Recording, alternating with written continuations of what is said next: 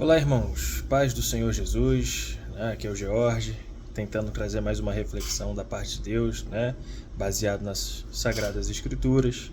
E, como sempre, né, essas reflexões, ou como na maioria das vezes, essas reflexões são, vamos dizer assim, muito pertinentes por causa de conversas nas redes sociais, né? Estou tentando diminuir a minha intromissão em publicações alheias, mas são às vezes publicações muito sérias, né? Não diria graves no sentido de ser algo muito penoso, né? Muito ruim. Às vezes são, mas essas eu nem entro muito. É muita coisa para desconstruir, né? Em poucos caracteres. Então eu prefiro tentar, né? Entrar em conversas em que há uma certa maturidade, há uma certa um certo entendimento, né, a respeito da palavra de Deus e tentar expor, né, alguns detalhes que podem fazer alguma diferença, né? E, de novo, como tem acontecido recentemente, o debate sobre fé e obras, né? Nós cremos que as obras elas não contribuem para a salvação, né? Elas são um fruto da salvação. É o que Tiago vai demonstrar lá. Olha só, não adiantava Abraão ter dito que acreditava em Deus, mas na hora do vamos ver, ele não ter entregado Isaac, né? E assim se cumpriu a Escritura. Creu Abraão em Deus e lhe foi imputado por justiça. Então ele demonstrou que ele cria, né? Então ele já creu, já tinha crido em Deus, e a demonstração foi realmente ter feito as obras da fé. E aí é o que o Tiago está falando. Olha, uma fé que não tem obras pode salvar alguém? Não. Então, concluímos que o ser humano, né, o homem, ele não é justificado somente pela fé, né? Ou melhor ainda, não é somente justificado por esta fé. Ele também é justificado pelas obras, porque as obras atestam a fé salvífica, né? E isso corrobora com o que Paulo escreve aos Efésios, né? Pela graça sois salvos, é dom de Deus, não vem de vós, né? Dom de Deus é mediante a fé, e não é pelas obras para que ninguém se glorie, né? Então, se a sua doutrina diz que as obras contribuem para a salvação, isso é um detalhe muito importante, né? Porque Paulo escreve também em Romanos que se de alguma forma as obras contribuíssem, já não é mais pela graça. Olha só, vamos ler aqui Romanos 4, alguns versos, né? A partir do verso 2, né? Porque se Abraão foi justificado pelas obras, tem de que se gloriar, beleza, mas não diante de Deus. Pois que diz a Escritura? A mesma coisa que Tiago cita. Creu Abraão em Deus e isso lhe foi imputado como justiça. Ora, aquele que faz qualquer obra, não lhe é imputado o galardão segundo a graça, mas segundo a dívida, né? Mas aquele que não pratica, porém crê naquele que justifica o ímpio, a sua fé lhe é imputada como justiça. Aí ele dá até o exemplo de Davi, declarando: bem-aventurado o homem a que Deus imputa justiça sem as obras, dizendo: bem-aventurados aqueles cujas maldades são perdoadas e cujos pecados são cobertos. Bem-aventurado o homem a quem o Senhor não imputa pecado, né? Então, o que está acontecendo?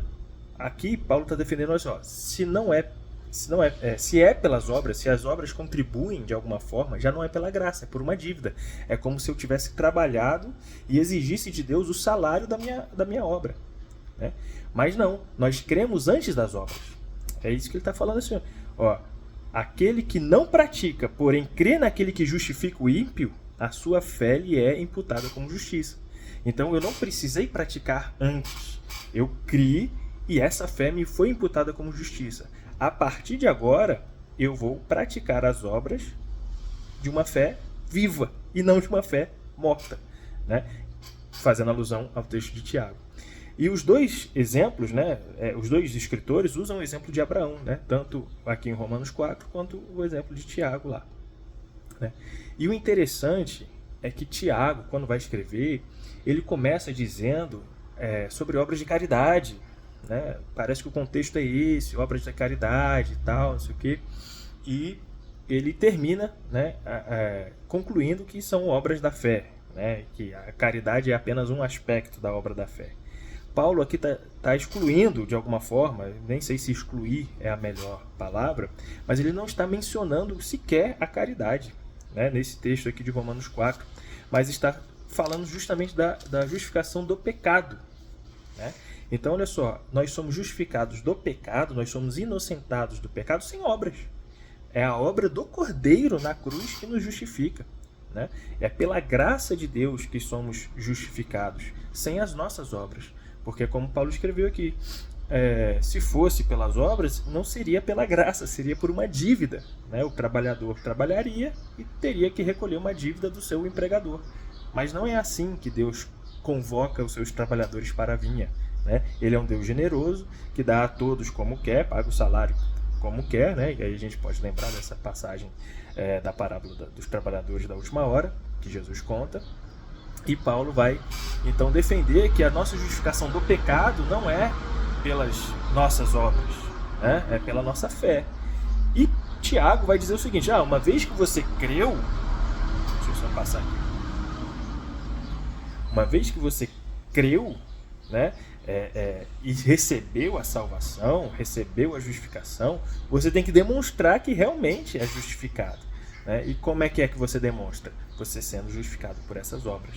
Então não é que as obras contribuem para a salvação, né? Eu não tenho mérito nenhum, eu não tenho dívida nenhuma a recolher de Deus, né?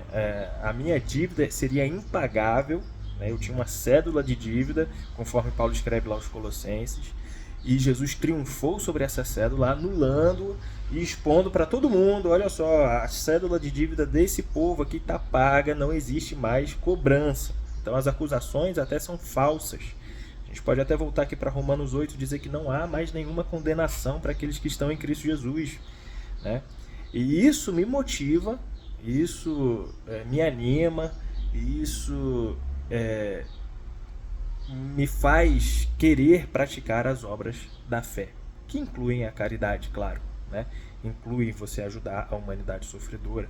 Tanto que Jesus fala, vocês disseram que criam no meu nome, mas quando eu tive fome não me deram de comer, né? Quando eu estive nu não me deram de vestir, estive preso e não foram me visitar. Então não adiantava nada você ter dito que cria no meu nome, né? Você tinha que fazer essas obras, né? Não para contribuir, não como causa da sua salvação, né? Mas como consequência daquilo que você diz crer. Então esse é o argumento bíblico a respeito de fé e obras, né? Que as obras elas não podem servir como uma cobrança de dívida diante de Deus. Elas não podem contribuir de alguma forma para a minha salvação, porque se elas contribuíssem de alguma forma, por menor que fosse, eu estaria tornando ineficiente o sacrifício de Jesus, eu estaria tornando ineficaz a obra do Cordeiro, né? O mérito do Cordeiro, porque seria o mérito do Cordeiro mais o meu. E isso não pode acontecer, né? Isso não acontece, na verdade, porque a minha dívida seria impagável, né? Então, dá para a gente se aprofundar mais em Romanos 4, né? Em Tiago 2 também, né? Na carta de Tiago 2, fazer esse comparativo. Acredito que eu já tenha feito isso em alguma outra ocasião, né? Falar sobre Efésios, né? Que é um texto muito claro, né? Vocês são salvos pela graça, mediante a fé, não vem de vocês mesmos, é dom de Deus, né? Ele que opera eficazmente a nossa salvação, eficientemente a nossa salvação. Não vem das obras para que ninguém se glorie. Então eu não posso me gloriar nas minhas obras nesse quesito de serem, de alguma forma, contribuição para a minha salvação. Não, é o contrário. Uma vez que eu criei na obra do Cordeiro, no trabalho do Cordeiro, na cruz do Calvário, e recebi a salvação, recebi a justificação, o perdão dos meus pecados, né?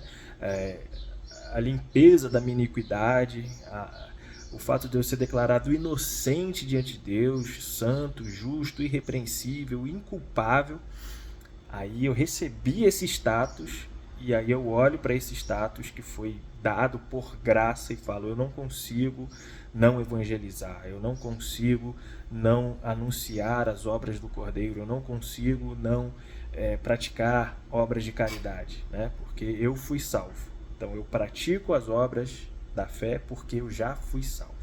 E eu não pratico as obras da fé para contribuir para a minha salvação. Não, eu já fui salvo, né? Eu fui declarado pela obra do Cordeiro salvo em Jesus Cristo. Então que Deus te abençoe e boa semana.